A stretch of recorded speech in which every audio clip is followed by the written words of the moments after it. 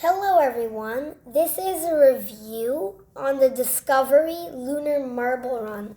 This is it here, fully assembled, and it did have some problems, but we tweaked it a little bit and fixed those problems.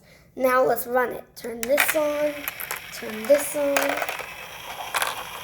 and here it goes. See how cool that is?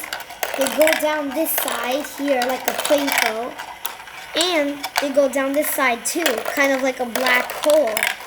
And it makes a cool noise. Let's see if I can get one to go there. There we go. There's 1, 2. Let's see if I can get one more. 3.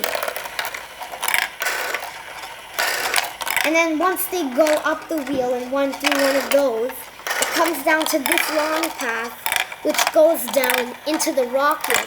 The rocket swirls the marbles all the way up to the top, then they go into that funnel and back around. And that's it.